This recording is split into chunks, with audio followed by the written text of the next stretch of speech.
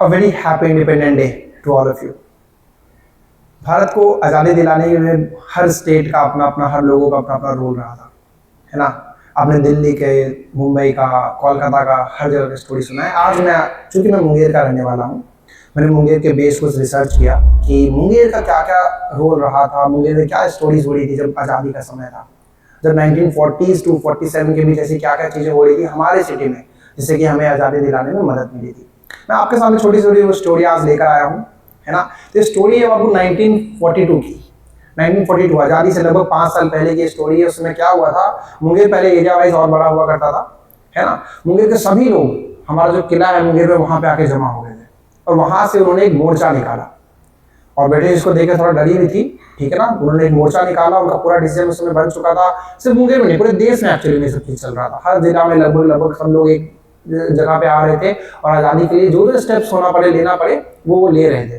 तो मुंगेर में भी ये चीज हुई थी 1942 के अराउंड। सभी लोग पहले हमारे पास किला के पास आ गए और उन्होंने डिसीजन कर लिया था कि अब हम लोग जो भी कुछ करेंगे ना, वो बाहर के ब्रिटिश के रूल्स के हिसाब से नहीं करेंगे, हम लोग अपने रूल्स को बनाएंगे।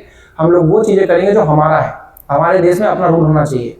तो उन्होंने ये चीज करने के लिए उन्होंने सोचा कि हम लोग हर चीज को कैप्चर करेंगे। उन्होंने प्रोसेस स्टार्ट कर दिया धीरे धीरे। जितने भी उस समय गवर्नमेंट ब्रिटिश के अंदर जो भी रूल्स थे, जो भी डिपार्टमेंट्स, धीरे धीरे वो उन्होंने कैप्चर करना स्टार्ट कर दिया, कर भी लिया था।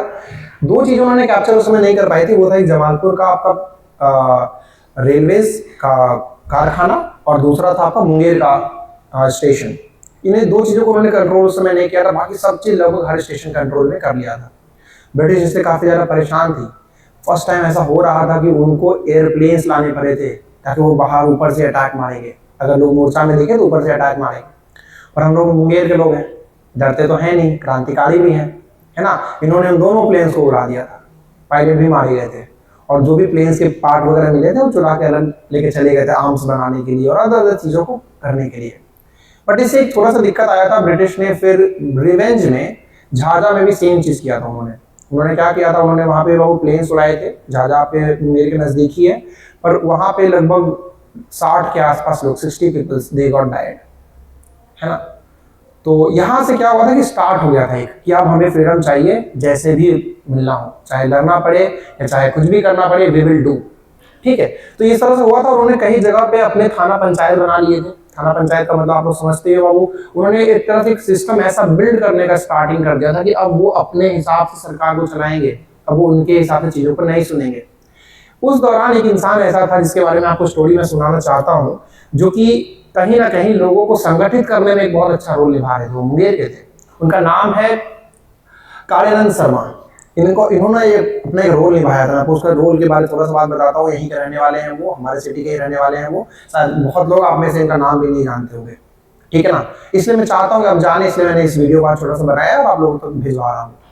तो देखो 1901 में मतलब 1901 में उनका जन्म हुआ था, ठीक है ना। और 1920 में आप लोग सब जानते हो कि जिन्होंने बचपन में सोशल साइंस वगैरह पढ़ा है, जो 11th में या फिर अभी आप बीपीएससी रेलवे की तैयारी कर रहे हो, all of you know about non cooperation movement, असहयोग आंदोलन, है ना। तो उस समय इन्होंने भी उसको ज्वाइन किया था। मुंगेर के रहने वाले थे, हाँ, बहुत लोगों ने ज्वाइन किया था, इन्होंने भी ज्वाइन किया था। इनके बारे में आज क्यों आपको बताना चाहता हूँ, इसलिए बताना चाहता हूँ। उस समय क्या हुआ था ना कि थोड़ा सा फाइनेंशियल डिप्रेशन आया था कंट्री में, ठीक है ना। जाहिर सा बात है 90s से लेकर 1947 के दौरान बहुत सारे फाइनेंशियल प्रॉब्लम्स आए थे हमारे कंट्री को, ठीक है।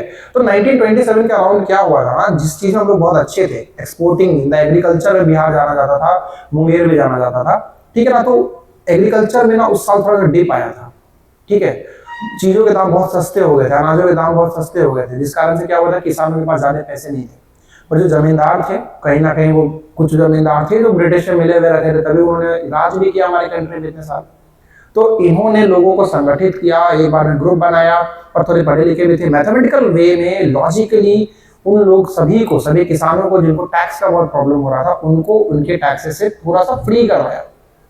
तो ये रोल इनका उस समय रहा था। इवन ये और भी अदर चीजों में पार्टिसिपेट किए थे। लाइक उस समय एक बरैया मकसद आंदोलन हुआ था, है ना, उसमें भी इन्होंने पार्टिसिपेट किया था। इनके लिए इनको जेल भी जाना पड़ा था एक बार। तो इनकी स्टोरी में आपको इसलिए सुना रहा हूँ क्योंकि ये हमारे अपने सिटी के रहने वाले थे और आजादी में इनका पूरा रोल था। पूरा रोल देखे किस सेंस में था, लोगों को संगठित करने में, लोगों को अवेयर कराने में कि एग्जैक्टली क्या क्या चीजें में आपका हक है ना।